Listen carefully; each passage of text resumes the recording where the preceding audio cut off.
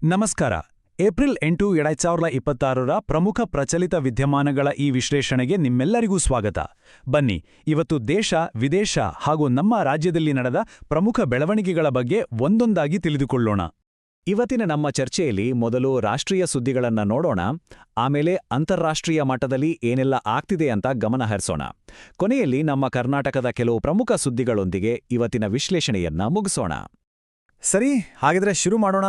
ನಮ್ಮ ಮೊದಲನೇ ವಿಭಾಗ ರಾಷ್ಟ್ರೀಯ ಸುದ್ದಿಗಳು. ಇಲ್ಲಿವತ್ತು ಚರ್ಚೆ ಮಾಡಕ್ಕೆ ಕೆಲವು ಗಂಭೀರ ವಿಷಯಗಳಿವೆ. ನಮ್ಮ ಮೊದಲ ಸುದ್ದಿ ನಿಜಕ್ಕೂ ಮನಸ್ಸಿಗೆ ತುಂಬಾ ನೋವು ಕೊಡುವಂಥದ್ದು. ಮಣಿಪುರದಲ್ಲಿ ಮತ್ತೆ ಹಿಂಸಾಚಾರ ಭುಗಿಲೆದ್ದಿದೆ.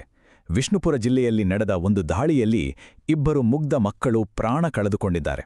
ವಿಷ್ಣುಪುರ್ ಜಿಲ್ಲೆಯ ಮೌರಾಂಗ್ ತೊಂಗಾಬಿ ಅನ್ನೋ ಸ್ಥಳದಲ್ಲಿ ಈ ದುರ್ಘಟನೆ ನಡೆದಿದೆ.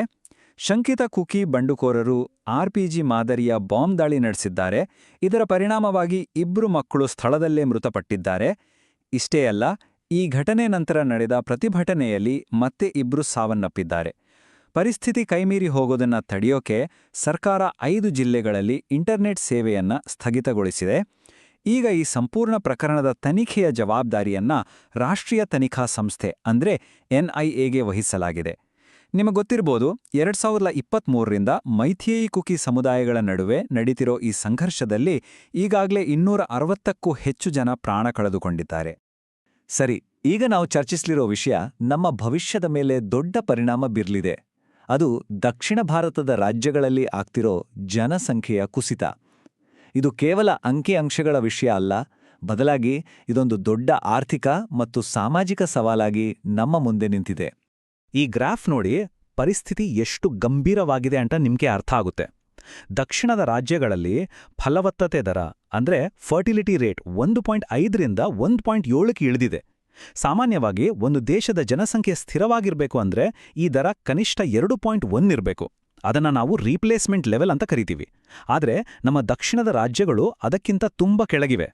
ಅದೇ ಸಮಯದಲ್ಲಿ ಬಿಹಾರದಲ್ಲಿ ಇದು 2.8 ಮತ್ತು ಉತ್ತರ ಪ್ರದೇಶದಲ್ಲಿ 2.4 ಇದೆ. ಈ ಅಂತರವೇ ಹಲವು ಹೊಸ ಸವಾಲುಗಳಿಗೆ ಕಾರಣವಾಗಿದೆ. ಇದರ ನೇರ ಪರಿಣಾಮ ಏನಾಗ್ತಿದೆ ಅಂದ್ರೆ ಯುವ ಜನತೆಯ ಸಂಖ್ಯೆಯಲ್ಲಿ ಭಾರೀ ವ್ಯತ್ಯಾಸ ಕಾಣಿಸ್ತಿದೆ.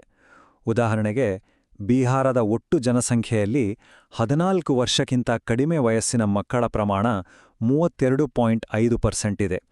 ಅದೇ ತಮಿಳುನಾಡಿನಲ್ಲಿ ಅದು ಕೇವಲ 19.2%. ಅಂದ್ರೆ ದೇಶದ ಒಂದು ಭಾಗದಲ್ಲಿ ಯುವಕರ ಸಂಖ್ಯೆ ಹೆಚ್ಚಾಗ್ತಿದ್ರೆ ಇನ್ನೊಂದು ಭಾಗದಲ್ಲಿ ವಯಸ್ಸಾದವರ ಸಂಖ್ಯೆ ಜಾಸ್ತಿ ಆಗ್ತಿದೆ. ಹಾಗಿದ್ರೆ ಇದರಿಂದ ಆಗೋ ಸವಾಲುಗಳೇನು? ಮೊದಲನೇದಾಗಿ, ದಕ್ಷಿಣದ ರಾಜ್ಯಗಳು ಕಾರ್ಮಿಕರಿಗಾಗಿ ಉತ್ತರ ಭಾರತದ ವಲಸಿಗರನ್ನೇ ಹೆಚ್ಚು ಅವಲಂಬಿಸಬೇಕಾಗಿದೆ. ಎರಡನೇದಾಗಿ, ಕೇಂದ್ರದಿಂದ ರಾಜ್ಯಗಳಿಗೆ ತೆರಿಗೆ ಹಂಚಿಕೆಯಾಗುವುದು ಜನಸಂಖ್ಯೆಯ ಆಧಾರದ ಮೇಲೆ. ಹಾಗಾಗಿ ಜನಸಂಖ್ಯೆ ಕಡಿಮೆ ಆದರೆ ನಮಗೆ ಬರೋ ಪಾಲು ಕೂಡ ಕಡಿಮೆ ಆಗುತ್ತೇನೋ ಆತಂಕ ಇದೆ. ಅಷ್ಟೇ ಅಲ್ಲ, ಮುಂದೊಂದು ದಿನ ಲೋಕಸಭಾ ಕ್ಷೇತ್ರಗಳನ್ನು ಮರುವಿಂಗಡಣೆ ಮಾಡಿದ್ರೆ ನಮ್ಮ ರಾಜಕೀಯ ಪ್ರಾತಿನಿಧ್ಯ ಕೂಡ ಕಡಿಮೆ ಆಗ್ಬೋದು ಅನ್ನೋ ಭಯವೂ ಇದೆ. ಇವೆಲ್ಲದರ ಜೊತೆಗೆ ದುಡಿಯುವ ವಯಸ್ಸಿನ ಜನರ ಸಂಖ್ಯೆ ಕಡಿಮೆ ಆಗ್ತಿರೋದು ಆರ್ಥಿಕತೆಯ ಬೆಳವಣಿಗೆಗೆ ಒಂದು ದೊಡ್ಡ ಹೊಡೆತ. ನಮ್ಮ ಮುಂದಿನ ಸುದ್ದಿ ಶಬರಿಮಲೆಗೆ ಸಂಬಂಧಿಸಿದ್ದು. ಶಬರಿಮಲೆ ದೇವಸ್ಥಾನಕ್ಕೆ ಮಹಿಳೆಯರ ಪ್ರವೇಶದ ಬಗ್ಗೆ ನಡೀತಿರೋ ಚರ್ಚೆ ಎಲ್ಲರಿಗೂ ಗೊತ್ತೇ ಇದೆ. ಈ ವಿಷಯದಲ್ಲಿ ಕೇಂದ್ರ ಸರ್ಕಾರ ಸುಪ್ರೀಂ ಕೋರ್ಟ್ ಮುಂದೆ ತನ್ನ ನಿಲುವನ್ನ ಸ್ಪಷ್ಟಪಡಿಸಿದೆ. ಕೇಂದ್ರ ಸರ್ಕಾರದ ನಿಲುವು ತುಂಬಾನೇ ಸ್ಪಷ್ಟವಾಗಿದೆ.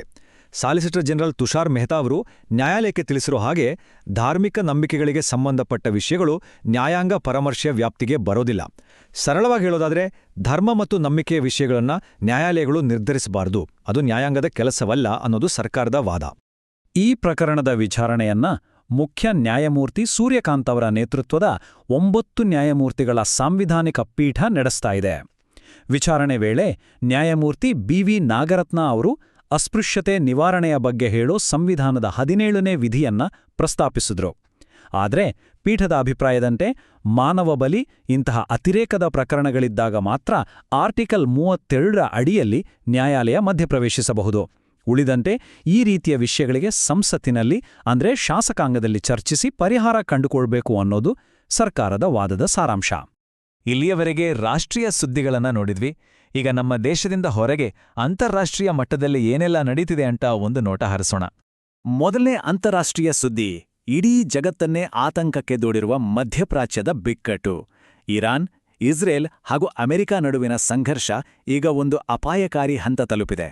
ಈ ಬಿಕ್ಕಟ್ಟಿನ ತೀವ್ರತೆ ಎಷ್ಟಿದೆ ಅನ್ನೋದಿಕ್ಕೆ ಅಮೆರಿಕ ಅಧ್ಯಕ್ಷ ಡೊನಾಲ್ಡ್ ಟ್ರಂಪ್ ಅವರ ಈ ಒಂದು ಹೇಳಿಕೆಯೇ ಸಾಕ್ಷಿ. ಇರಾನ್ ನಾಗರಿಕತೆಯನ್ನೇ ವಿನಾಶ ಮಾಡುತ್ತೇವೆ.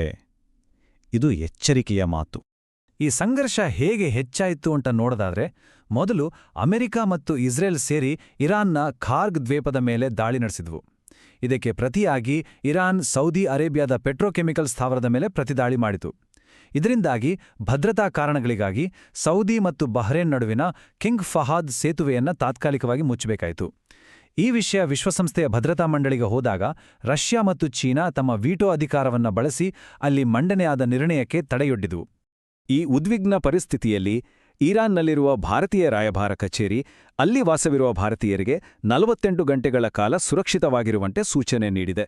ಇನ್ನೊಂದು ಕಡೆ ಇರಾನ್ ಅಧ್ಯಕ್ಷ ಮಸೂದ್ ಪೆಜೆಶ್ಕಿಯಾನ್ ದೇಶವನ್ನು ರಕ್ಷಿಸಲು ಮಾನವ ಸರಪಳಿ ನಿರ್ಮಿಸುವಂತೆ ಜನರಿಗೆ ಕರೆ ಕೊಟ್ಟಿದ್ದಾರೆ.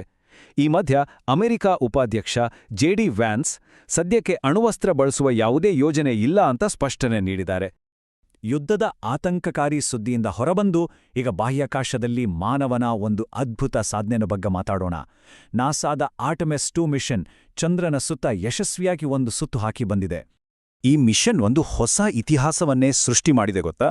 ಈ ಮಿಷನ್ನ ಓರಿಯನ್ ನೌಕೆ ಭೂಮಿಯಿಂದ ಬರೋಬ್ಬರಿ 4,17,171 ಕಿಲೋಮೀಟರ್ ದೂರದವರೆಗೆ ಪ್ರಯಾಣಿಸಿದೆ.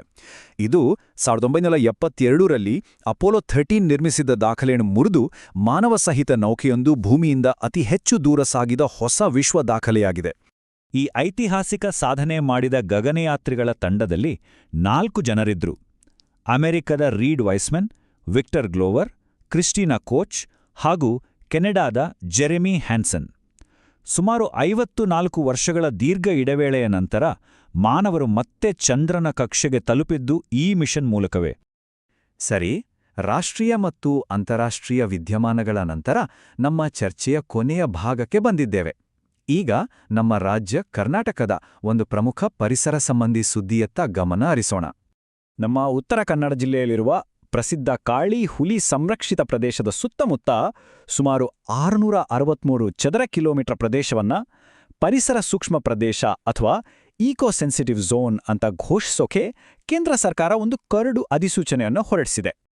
ಈ ಪ್ರಸ್ತಾವಿತ 663 ಚದರ ಕಿಲೋಮೀಟರ್ ಪ್ರದೇಶದಲ್ಲಿ ಏನೇನಿದೆ ಅಂತ ನೋಡೋದಾದ್ರೆ, ಇದರಲ್ಲಿ ಬಹುಪಾಲು ಅಂದ್ರೆ 503 ಚಕಿಮಿ ಅರಣ್ಯ ಪ್ರದೇಶವೇ ಆಗಿದೆ. ಉಳಿದಂತೆ 84 ಚಕಿಮಿ ವ್ಯಾಪ್ತಿಯಲ್ಲಿ ಕಂದಾಯ ಗ್ರಾಮಗಳು ಮತ್ತು 75 ಚಕಿಮಿ ಕಂದಾಯ ಭೂಮಿ ಸೇರಿಕೊಂಡಿದೆ. ಈ ಪರಿಸರ ಸೂಕ್ಷ್ಮ ವಲಯದ ಗಡಿಗಳು ಹೇಗೆ ನಿರ್ಧಾರವಾಗಿವೆ ಅಂದ್ರೆ, ಇದು ಅರಣ್ಯದ ಅಂಚಿನಿಂದ 10 ಕಿಲೋಮೀಟರ್ವರೆಗೆ ವಿಸ್ತರಿಸಲಿದೆ. ಈಶಾನ್ಯ ಭಾಗದಲ್ಲಿ 5ರಿಂದ 10 ಕಿಲೋಮೀಟರ್ ಮತ್ತು ಪೂರ್ವ ಭಾಗದಲ್ಲಿ 1ರಿಂದ 7 ಕಿಲೋಮೀಟರ್ವರೆಗೆ ಇರುತ್ತೆ. ಒಂದು ಮುಖ್ಯವಾದ ವಿಷಯ ಏನಂದ್ರೆ, ಉತ್ತರ ಮತ್ತು ಪಶ್ಚಿಮ ದಿಕ್ಕಿನಲ್ಲಿ ಈ ವಲಯ ಇರೋದಿಲ್ಲ. ಯಾಕಂದ್ರೆ ಆ ಭಾಗದಲ್ಲಿ ಈಗಾಗಲೇ ಭೀಮಗಡ ವನ್ಯಜೀವಿ ಧಾಮ ಇದೆ, ಅದು ಕೂಡ ಒಂದು ಸಂರಕ್ಷಿತ ಪ್ರದೇಶವೇ. ಹಾಗಾದ್ರೆ ಮುಂದಿನ ಪ್ರಕ್ರಿಯೆ ಏನು? ಈಗ ಹೊರಡಿಸಿರೋದು ಕರಡು ಅಧಿಸೂಚನೆ ಅಷ್ಟೇ. ಇದರ ಬಗ್ಗೆ ಸಾರ್ವಜನಿಕರು ತಮ್ಮ ಆಕ್ಷೇಪಣೆಗಳನ್ನು ಸಲ್ಲಿಸೋಕೆ 60 ದಿನಗಳ ಕಾಲಾವಕಾಶ ಕೊಡಲಾಗಿದೆ. ಎಲ್ಲರ ಅಭಿಪ್ರಾಯಗಳನ್ನು ಪರಿಗಣಿಸಿ ಅಂತಿಮ ಅಧಿಸೂಚನೆ ಬಂದ ಮೇಲೆ ರಾಜ್ಯ ಸರ್ಕಾರ 2 ವರ್ಷಗಳ ಒಳಗೆ ಸ್ಥಳೀಯ ಜನರ ಜೊತೆ ಸಮಾಲೋಚನೆ ನಡೆಸಿ ಒಂದು ವಲಯ ಮಹಾಯೋಜನೆ ಅಥವಾ ಝೋನಲ್ ಮಾಸ್ಟರ್ ಪ್ಲಾನ್ ಸಿದ್ಧಪಡಿಸಬೇಕಾಗುತ್ತೆ. ಇದು ನಮ್ಮ ಪರಿಸರವನ್ನು ಉಳಿಸೋ ನಿಟ್ಟಿನಲ್ಲಿ ಒಂದು ಪ್ರಮುಖ ಹೆಜ್ಜೆ. ಇವತ್ತಿನ ವಿಶ್ಲೇಷಣೆ ಇಲ್ಲಿಗೆ ಮುಗಿತು. ಮತ್ತಷ್ಟು ಪ್ರಚಲಿತ ವಿದ್ಯಮಾನಗಳೊಂದಿಗೆ ಮುಂದಿನ ಸಂಚಿಕೆಯಲ್ಲಿ ಮತ್ತೆ ಭೇಟಿಯಾಗೋಣ. ನಮಸ್ಕಾರ.